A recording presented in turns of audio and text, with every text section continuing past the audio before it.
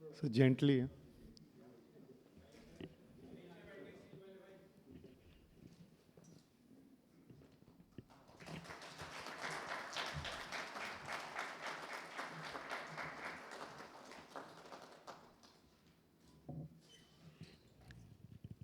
And some of you will get, invites to join Vivechana. So with these words, may I now request Minister Saab if you can come and give your remarks. Yes, yes, yes. So you're the only minister here, sir. Welcome.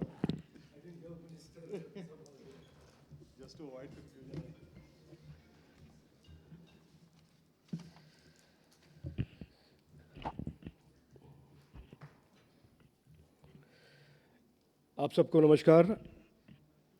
मेरा ये Antarctic का uniform is not because I am travelling anywhere cold. I just I am recovering from bad 2 days of viral infection. So excuse the slightly overdressed outfit into this very important program. First of all, आप सब ने मुझे यहाँ बुलाया, thank you very much. मेरा banking sector से कुछ direct relationship नहीं है. आज के सरकार में मेरा जो रिस्पॉन्सिबिलिटी है थोड़ा अलग है, स्किलिंग, टेक्नोलॉजी और जल शक्ति.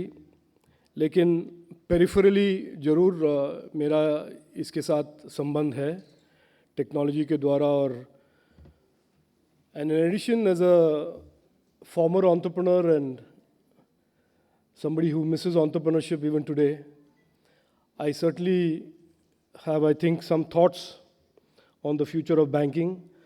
और जैसे अश्विनी जी ने कहा कि जब हम 2024 में बैठे हैं और प्रधानमंत्री मोदी जी का जो विकसित भारत का सपना या गोल के बारे में हम सोचते हैं या समझते हैं या दोनों करते हैं, सोचते हैं और समझते हैं दोनों, एक बड़ा कॉमन सेंसिकल व्यू ये भी है कि फाइनेंशियल सेक्टर और बैंकिंग सेक्टर और क्रेडिट के दुनिया में क्या एक्सपेंशन होना चाहिए, क्या रिफॉर्म्स होना चाहिए, उसका क्या रूप होगा टू इंश्योर दैट दिस विकसित भारत हम रियलाइज़ कर पाएंगे. इसका एक चर्चा करना, इसका एक संवाद, इसका एक डायलॉग, डिस्कोर्स शुरू करना, I think it's a very important issue. And so therefore I congratulate the organisers कि आपने इस मुद्दे को आगे रखा है और इसके बारे में 2 दिन चर्चा करेंगे. मेरा पर्सपेक्टिव मैं ऐसे शुरू करूंगा कि 2012 में, मुझे मालूम नहीं कितने लोग याद रखते हैं या फाइनेंशियल हिस्ट्री के स्टूडेंट्स हैं, 2012 में मैंने पार्लियामेंट में एक मुद्दा उठाया. It was based on a report by a foreign bank called Credit Suisse, and the report was called the House of Debt. Some of you may remember it. And I raised it to the great discomfort of the legendary P. Chidambaram, who was then considered the know-all and the ultimate mind in all things government and all things finance. And that report clearly showed the dysfunctionality and the concentration of risk, and then the downstream problems that we faced with the Indian financial sector in 2012, when it outlined that 97% of the Indian banking system's net worth had been lent to and borrowed by 9 groups in India. And this was unprecedented concentration of risk. This is unprecedented crony lending. That was, on one hand, creating systemic dysfunctionalities, but more importantly was crowding out and leaving access to credit out from almost everybody who was not a crony capitalist or a large group. और इसका सीधा संबंध ये है कि हमारे देश के जो 1.2 बिलियन लोग with a healthy culture of entrepreneurship, उन दिनों में आपके पास आइडियाज़ हो, एनर्जी हो, डिटर्मिनेशन हो, लेकिन क्रेडिट और कैपिटल मिलना एक तरह से असंभव या बहुत ही मुश्किल काम था. सो मैं इसीलिए कह रहा हूं कि दैट वाज देन. और आज अगर आप देखेंगे कि 10 साल में क्या बदलाव आया है देश में, ये तो आप सब जानते ही हैं, इंफ्रास्ट्रक्चर की दुनिया में, इकोनॉमिक ग्रोथ की दुनिया में, गवर्नेंस, पॉलिटिकल कल्चर, जो 10 साल में प्रधानमंत्री मोदी जी ने एक तरह से एक टेक्टोनिक डीप स्ट्रक्चरल चेंज ही हैज़ ब्रॉट टू भारत,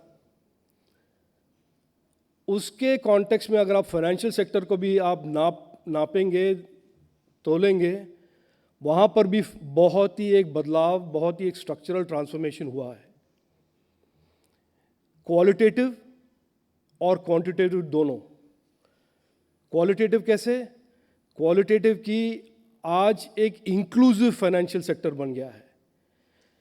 जैसे कहा गया था यहाँ पर, टेक्नोलॉजी के द्वारा UPI and other abilities to direct micro loans, the ecosystem of borrowers has expanded from the conventional 6 or 7 or 9 or 10 groups to a larger ecosystem, and that is why today a large part of our growth, large part of our investment, large part of the job creation is coming not just from the conventional industry, but also from this phenomenon of entrepreneurship. 1 lakh से ज़्यादा नए startups, जिसमें 111, 112 unicorns, जिसके कोई ना godfather, no political connections to get capital. They've all created companies, they've all created success stories, they've raised capital without resorting to the old phone banking models of the past. तो qualitative भी और quantitative भी, क्योंकि the banked population of India, not just business but also retail and individual, has undergone a tremendous expansion. And the financial sector in itself has expanded significantly. Credit to GDP today, financial sector size to GDP today is a significantly higher number from where we were in 2014. 2014 में मुझे याद है 10 साल पहले जनवरी में parliament में जब debate होते थे, fragile 5, 8 quarter unrelenting inflation, 9 quarter unrelenting decline in growth, 10 quarter flight of investment, net flight of investment, ये था नरेटिव 10 साल पहले जनवरी 2014 में पार्लियामेंट में। अगर आप देखोगे ये डिबेट होते थे, भारत कैसे फ्रजाइल 5 बन गया है। और आज 10 साल के बाद we are in the top 5 economies of the world, and within and hop and a skip in the next 2 to 3 years from becoming the 3rd largest economy in the world. तो qualitative और quantitative हमने 10 साल में हमारे financial sector को बहुत ही एक ट्रांसफॉर्मेशनल, एक बहुत मजबूत नींव, राजीव वन ने कहा कि it is a nervous system financial sector. मैं थोड़ा आगे जाऊंगा और मैं कहूंगा कि फाइनेंशियल सेक्टर इज द नीव, is the foundation, is the catalyst, is the fuel for a economy with reimagined ambitions as we have. तो आने वाले दशक जो प्रधानमंत्री मोदी जी कहते हैं India टेकेड, full of technology and digital economic growth opportunities, और उन्होंने एक तरह से एक मार्कर लगा दिया है कि हमें डेवलप्ड नेशन बनना ही है। उसके लिए financial sector, the future of the financial sector is going to be an important, बहुत ही एक इम्पॉर्टेंट फैक्टर। और उस पर ऐसे चर्चे, ऐसे discourse and dialogue will certainly help. और प्रधानमंत्री मोदी जी ने एक तरह से हम सबको मंत्रिमंडल में कहा है कि policies can only be created, laws should only be created after extensive consultation, extensive discourse and engagement with all stakeholders, big, small, urban, rural, gender agnostic. ऐसे कंसल्टेशन के बाद, ऐसे जैसे मराठे साहब ने कहा कि एक रिपोर्ट बनाएंगे आप, एक फाइनल पेपर तैयार होगा। आप ये मत समझिए कि this will be just another document that will be made with great intentions and filed away. This is a government that takes every input from every stakeholder in every aspect of policy making very, very seriously. आप मेरे sector में, technology के sector में देखिए, पिछले 2-2.5 साल में हमने काफ़ी सारे forward looking future ready policies बनाए हैं, रूल्स बनाए हैं. हर rule, digital personal data protection bill हो या आईटी रूल्स हो, every rule, every law, every policy has been made with active consultation as a law and a policy made by the stakeholders and enabled by the government rather than made by the government for the people. So these are important consultations, and therefore I congratulate and thank the organizers for organizing a summit where 78-80 minds come together and share their thoughts on what the future of the financial sector should be. एक thought मैं ज़रूर आपके साथ छोड़ूंगा कि जैसे हम सोचते हैं फ्यूचर के बारे में, और it is a opportunity rich landscape, challenges भी हैं.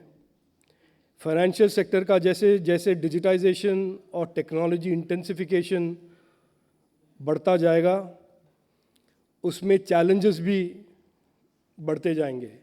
साइबर सिक्योरिटी हो, साइबर फ्रॉड हो, अलग अलग तरह के वल्नरेबिलिटीज़ जो टेक्नोलॉजी के दुनिया में आज उभर रहे हैं, आर्टिफिशियल इंटेलिजेंस, इसके बारे में भी सोचना बहुत ज़रूरी है.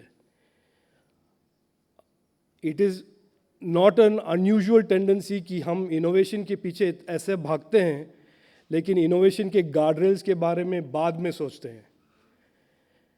तो मेरा यही कहना है, और हमारे सरकार का ये एक तरह से हमारा एक थिंकिंग है कि जो भी हम टेक्नोलॉजी के द्वारा इनोवेशन को हम एक्सप्लॉइट करेंगे, लेकिन उनके गार्डरेल्स होंगे कि वो इनोवेशन सेफ़ हो, हमारे सिटीजन्स के लिए ट्रस्टेड हो, और जो भी वो प्लेटफॉर्म चलाएगा, फिनटेक हो या कोई और प्लेटफॉर्म हो, वो ज़रूर लीगली अकाउंटेबल होगा for the safety and trust of the user, which is the digital नागरिक और द कॉमन सिटीज़न.